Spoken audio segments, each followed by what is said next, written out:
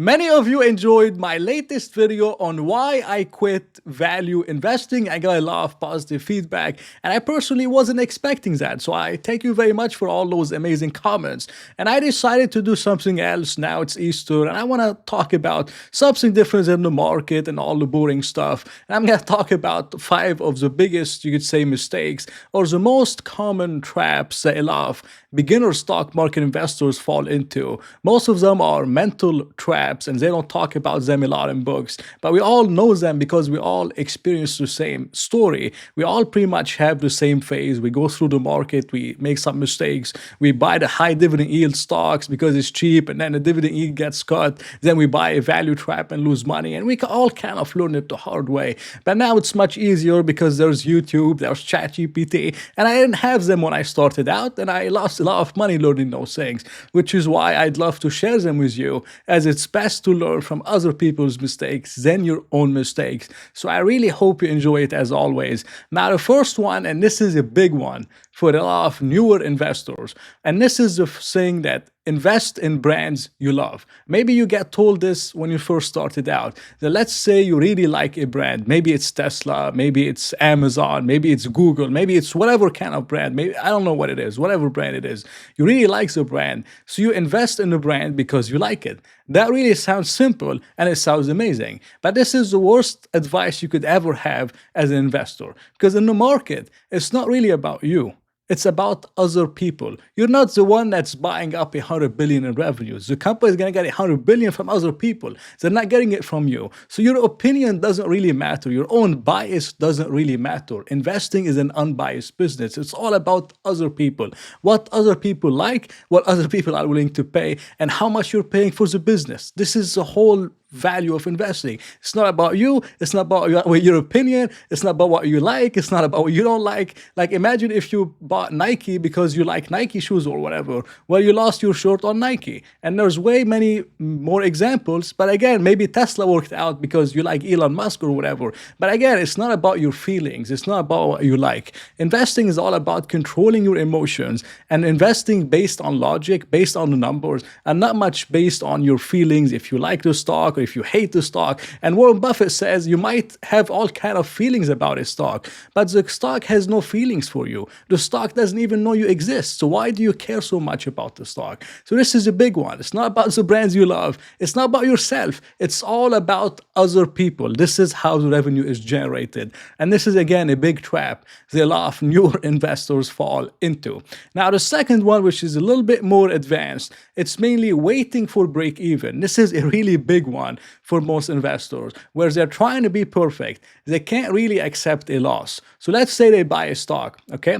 The stock goes down for really good reasons. Maybe the CEO left and the new CEO is not as great. He's not doing a good job. Maybe it's something where AI is actually disrupting a business. Maybe you kind of overpaid. Maybe there's really something that has truly affected your thesis. So the reason why you bought the stock is no longer the same. Now, instead of you taking the loss and moving on and making it back with another stock, you want to wait for the stock to get back to break even, and then you sell it once your account says 0.0 or slightly positive, and then you can move on to another investment. This is the biggest one, and I'm not really sure why a lot of people struggle with this. And I don't know how to say it to you, but you don't really have to make it back with the same stock. You could get a tax benefit, tax loss benefit, and move on to another one. This is what I do. I buy a stock for a reason. If this reason is no longer the same, I take the loss, I learn my mistakes, and I move on. If you believe Buffett has never taken losses, or Michael Burry or Bill Ackman, who he sold Netflix at the bottom, and so many investors,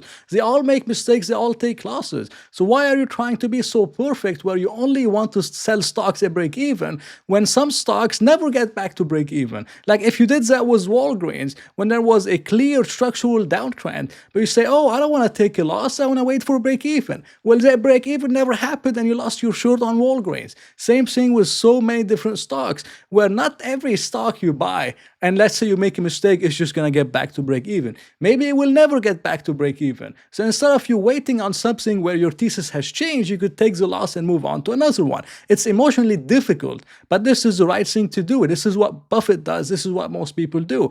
And I've had my fair share of those stocks. And I shared this one before, which is Lakeland Industry, where I bought the stock, I held it for 8 months. I realized the management was overpaying for acquisition, diluting a lot of stock. I'm like, the thesis is no longer the same. And I exited the stock. If I stayed, I would be down like 54% over the last 7 or 8 months. Same thing with another one, CMGTO, and so many other stocks where I sold them and they went down 50, 60, 70% after. Now, sometimes I also sold the bottom on some stocks and they went up after I sold them. That's going to happen from time to time. But instead of me focusing so much on if I'm taking a loss and waiting to break even, I'm focusing on the company. Why did I buy it? If this reason is no longer the same, I don't care if it's down 70%. I'm going to exit the stock and move on to another one. You know, the stock doesn't have to get back to break even. And this is a big one that Stanley Druckenmiller said. He said, it's not whether you're right or wrong that's important, but how much money you make when you're right and how much you lose when you're wrong. So trying to be perfect is not the right way to do it. You cannot have an ego where you cannot accept a loss. Most investors lose money, but it's all about making your mistake as small as possible to survive enough and then find the next one. It's all about survival. So I've had some mistakes. I've had some losers. And a lot of people on YouTube, they troll me. They say, oh, you talked about the stock and the stock went down. Well, I cut my losses on the stock. Maybe it was a small position for me. And I made much more money than the losers I had. So instead of focusing on the names, you have to focus on the overall results. And those losses are unavoidable. And most of those investors will ultimately have losses. So instead of waiting to break even, maybe you could consider investing based on the thesis. If the thesis is no longer the same, then you could potentially exit the stock and move on to another one. Number 3, this is a big one again for a lot of beginners, is the fear of missing out. So let's say there's a company. Maybe it's Costco, maybe it's FICO, maybe it's some kind of a really amazing stock. Maybe SpaceX, once it IPOs. You look at SpaceX, you look at the space potentials, the TAM, and all these kind of things, or some kind of a really high quality company. You know the stock is overvalued. You know the stock is up like 600%. But then you start watching, I don't know, Terry Smith's videos or Quality Investors video, and you start kind of justify or talk yourself on why this company is actually worth the premium because it's a quality company or whatever kind of company, even though the numbers don't back it up. But you're pretty much just trying to say, oh, this is the next Costco, or look at Costco, so this stock is going to be the same. While you know the odds are against you for this stock being the same, so you decide to go buy the stock and listen to your feelings because this is what you like and you really want to own it, and you believe you're going to miss out on the upside and the stock will never get to fair value. And a lot of the times after you do that, the stock goes down like on an unprecedented down move and it gets to fair value. I mean, this is what happened to FICO. FICO was a big one where the stock kept going up.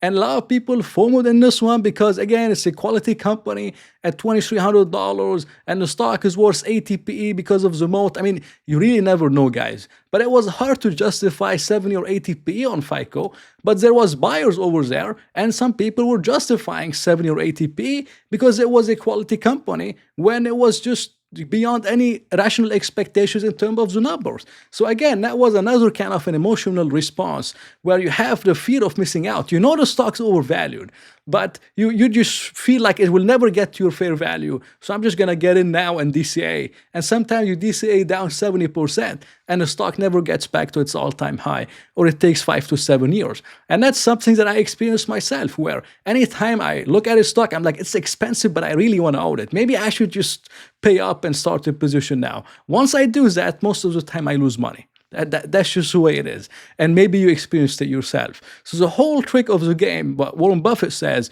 is you don't have to swing at every pitch you see. You can set up your price alerts and wait for the stock to get into your comfort zone. Wait for, I would say, all the stars to line up. And once all the stars are lined up, maybe on the technical levels, maybe on fundamental levels, once you feel like everything is lined up, then you could strike. Like Warren Buffett, he says if you could find one good idea per year, that's amazing, or 2 ideas per year. But we try to find 5 or 10 or 15 ideas per year. And sometimes 1 to 2 every few years is enough. So this is a big one where I don't really FOMO. I don't really care if I miss out on the upside because I know there's thousands of stocks in the market and there will always be another opportunity. Now, number 4, and this is again a big one for a lot of newer investors, which is cloning. And this is something that Monish Pabrai talks about. So let's say, for example, Warren Buffett buys a stock, Bill Ackman buys a stock, maybe now ChatGPT or AI gives you some kind of stock because AI knows more than you do or Buffett knows more than you do, and you go ahead and you buy the stock. Pretty amazing, right? And it works well maybe in the short term. The stock goes up a little bit. Then the stock goes down 5 or 10%. You buy the dip. It goes down another 10%. You buy the dip. Then it goes down another 5 to 10%. The stock is down 30% now. You start to doubt yourself and you don't really know if maybe ChatGPT made a mistake, maybe Buffett has lost it, maybe he's no good, or maybe Bill Ackman is a terrible person, he did something. Then the stock goes down even more and you lose all conviction. You sell the bottom, and once you sell the bottom, the stock recovers. This is kind of the most common setup for a lot of those situations. And the reason for that, and that's something that I say all the time, which is that you cannot borrow conviction. No matter how much you look up to some person, maybe to someone even on YouTube, and you say, oh man, this guy knows what he's talking about, so I'm going to buy the stock. You could buy the stock, but if you didn't study the company, if you didn't put in the hard work, time and effort, not asking ChatGPT, it's fairly valued, you valuing the stock, you reading the annual report, you're not going to have any conviction once the stock goes down 40 to 50%. That's just the way it is. And you cannot escape that 40, 50%. It's going to happen at least once, twice, or 4 or 5 times in your lifetime. And once that happens, if I know the company, I'm going to be having fun and doing all kind of things, and maybe I'm even buying the dips. But you could be panicked with the same stocks because you don't even know the company. You don't know what you own. You don't read the annual report. You didn't watch an interview with the CEO. You just ask ChatGPT and you say, okay, I don't need to learn nothing. ChatGPT, just give it to me, or maybe Buffett knows or whatever. Even though Buffett makes mistakes and we all make mistakes. So having your own conviction is key. And I'm really against cloning and copying other people in general without understanding the company and knowing what the company does and putting some kind of an effort at least in researching the stock. This is what helps you with conviction, especially once the stock goes down 40, 30, even 50% from its all-time high. Number 5, which is a big one, and I left it last for a reason, because I think it's just, it's not as important, but I think it's becoming more and more popular, and I wanted to talk about this,